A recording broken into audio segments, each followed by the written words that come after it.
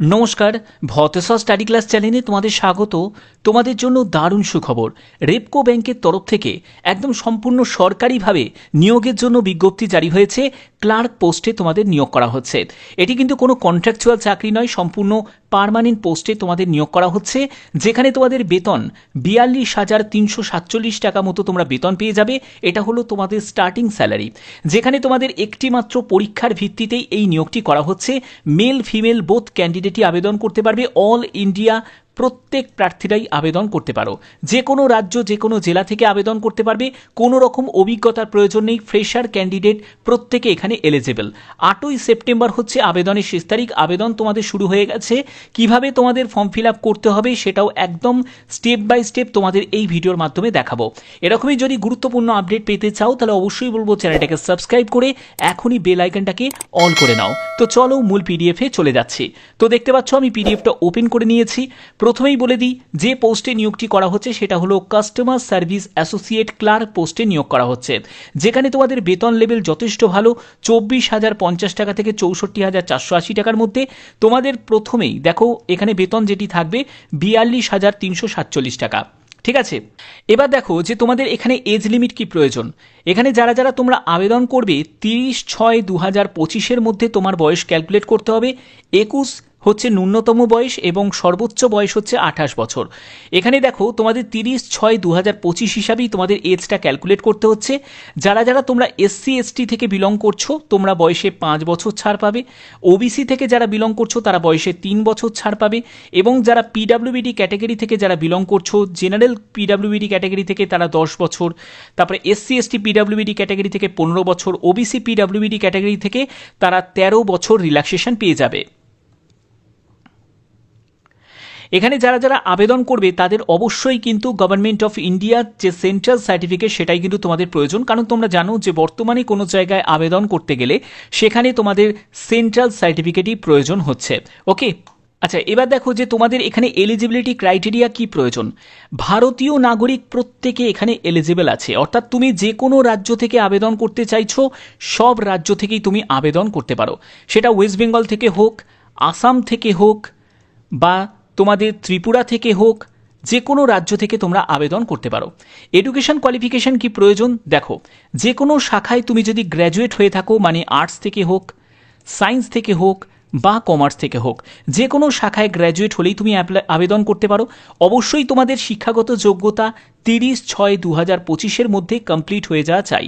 ঠিক আছে, এখানে আরেকটা ব্যাপার তোমাদের এখানে ক্লিয়ার করেই দিয়েছে, যে ব্যাপারটা নিয়ে তোমাদের অনেকের একটা প্রশ্ন থাকে যে স্যার ওপেন ইউনিভার্সিটি থেকে আমি ডিগ্রি কমপ্লিট করেছি, উইদাউট ফলোয়িং দ্য রেগুলার যে স্ট্রিম যেগুলো আছে সেই ফলো না করে, মানে যে ওপেন ইউনিভার্সিটি থেকে যারা পাস আউট করেছে তারা কি আবেদন করতে পারে। তো যদি তুমি ওপেন ইউনিভার্সিটি থেকে যদি পাস আউট করে থাকো তোমরা এখানে এলিজিবল নয়। ঠিক আছে, অর্থাৎ করেসপন্ডেন্সে যারা পাশ করেছো তারা কিন্তু আবেদন করতে পারবে না। ওকে, এর পরবর্তী তোমাদের আর কি কি বলা হয়েছে সেটা হলো তোমার যদি কোনো কম্পিউটারের যোগ্যতা থাকে সেটা তুমি এডুকেশন কোয়ালিফিকেশনের সঙ্গে যুক্ত করে দিতে পারো, বাট এটার কিন্তু কোনো ম্যান্ডেটারি নয়। ঠিক আছে, সিলেকশন প্রসিডিওরের দিকে চলে এলাম। সিলেকশন প্রসিডিওরের ক্ষেত্রে তোমাদের একটি অনলাইন টেস্ট হবে, আগেই ক্লিয়ার করে দিয়েছি। একটি মাত্র অনলাইন তোমাদের টেস্ট হচ্ছে, এখানে কোনো রকম তোমাদের ইন্টারভিউ হবে না। সব থেকে গুরুত্বপূর্ণ বিষয়, কোনো রকম ইন্টারভিউ হচ্ছে না, শুধুমাত্র একটি রিটিন টেস্টের ভিত্তিতেই তোমাদের এই সিলেকশনটা করা হচ্ছে। এখানে দেখো যে যে ক্যান্ডিডেট আবেদন করবে তাদের সম্পূর্ণ ডিটেলস ইনফরমেশন যেগুলো যেগুলো প্রোভাইড করছি সেগুলোকেই তোমাদের ফলো করতে হবে। এখানে দেখো তোমাদের রিজনিং থাকছে 40 কোশ্চেন, 40 মার্কস থাকছে, 25 মিনিট সময় পাচ্ছ। ইংলিশ ল্যাঙ্গুয়েজের ওপর 40 কোশ্চেন, 40 মার্কস থাকছে, 25 মিনিট সময় থাকছে। কোয়ান্টিটিভ অ্যাপটিটিউডের ওপর তোমাদের 40 কোশ্চেন, 40 মার্কস থাকছে, 25 মিনিট সময় থাকছে। জেনারেল অ্যাওয়ারনেসের ওপর অবশ্যই তোমাদের ব্যাংকিংয়ের ব্যাপারটা কিন্তু বেশি করে তোমাদের ফোকাস করতে হবে। 40 কোশ্চেন, 40 মার্কসের পরীক্ষা হচ্ছে, 25 মিনিট সময় থাকছে। এবং কম্পিউটার নলেজের ওপর তোমাদের 40 কোশ্চেন, 40 মার্কস থাকছে, 200 কোশ্চেন, 200 মার্কসের তোমাদের পরীক্ষা হচ্ছে, 120 মিনিট তোমরা টোটাল সময় পাচ্ছ। ওকে, এবার দেখো যে যারা যারা তোমরা আবেদন করবে এখানে আবেদন মূল্য কত টাকা লাগবে। এখানে ক্লার্ক পোস্টের জন্য যারা যারা SC ST PWBD ex serviceman category থেকে বিলং করছো তোমাদের 500 টাকা আবেদন মূল্য লাগবে। জেনারেল অ্যান্ড অল আদার্স যারা ক্যান্ডিডেট আছো তোমাদের 900 টাকা মতো আবেদন মূল্য লাগছে। এখানে দেখো ব্যাপারটা কিন্তু এখানে ক্লিয়ার করাই আছে, যারা যারা আবেদন করতে ইচ্ছুক তারা আবেদন করতে পারো।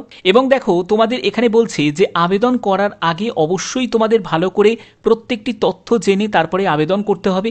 আবেদন কিভাবে করবে? আবেদন করার জন্য প্রথমে তোমাদের রেজিস্ট্রেশন করতে হবে, তারপরে আবেদন মূল্য জমা দিতে হবে, তারপরে ফটোগ্রাফ, সিগনেচার, স্ক্যান কপি তোমাদের আপলোড করতে হচ্ছে।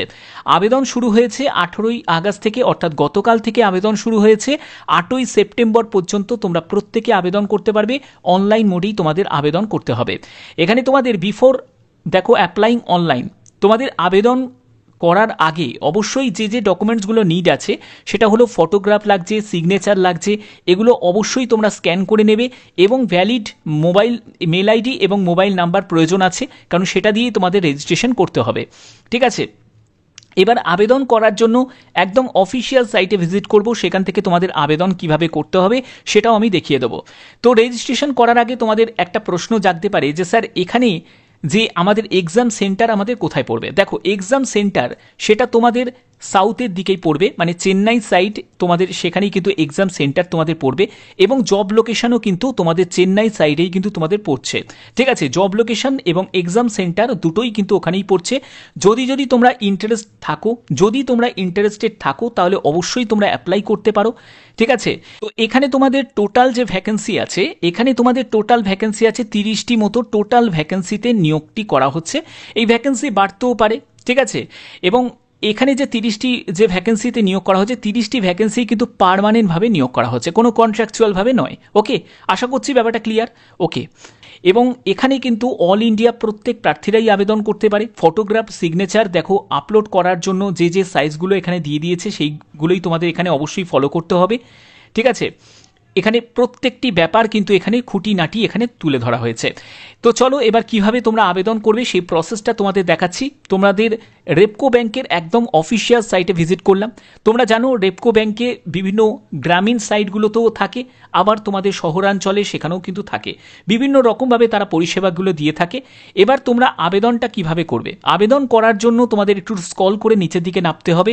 এখানে কেরিয়ার সেকশন তোমরা দেখতে পাবে, এখানে জাস্ট একটিবার ক্লিক করবে। ক্লিক করার পরে তোমরা নোটিফিকেশন পেয়ে যাবে এবং অ্যাপ্লাই অনলাইন বলে অপশন তোমরা পেয়ে যাচ্ছ।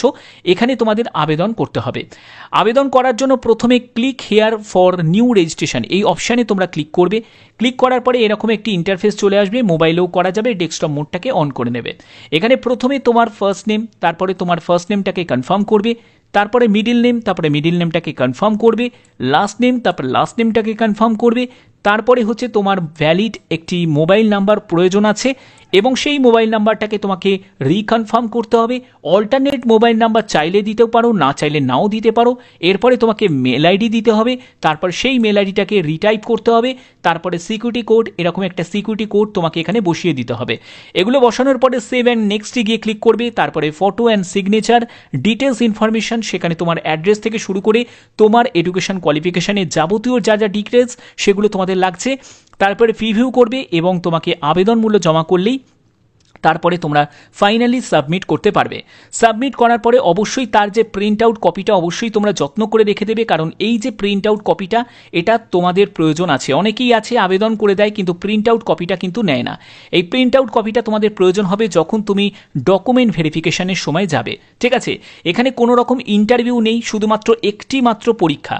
রিটিন এক্সাম একটাই থাকছে। এই রিটিন এক্সামে তুমি যত ভালো স্কোর করতে পারবে ততই কিন্তু তোমাদের সুযোগ থাকবে এখানে ফাইনাল মেরিটে জায়গা পাওয়ার। আশা করছি এই ভিডিওর মাধ্যমে প্রত্যেকটি তথ্য খুঁটিনাটি তুলে ধরলাম। যদি ভিডিওটা ভালো লাগে, যদি ভিডিওটা গুরুত্বপূর্ণ লাগে, অবশ্যই ভিডিওটাতে একটি লাইক করবে, চ্যানেলটাকে সাবস্ক্রাইব করে বেল আইকনটাকে অল করে রাখবে। এখনের মতো এটুকুই, ধন্যবাদ।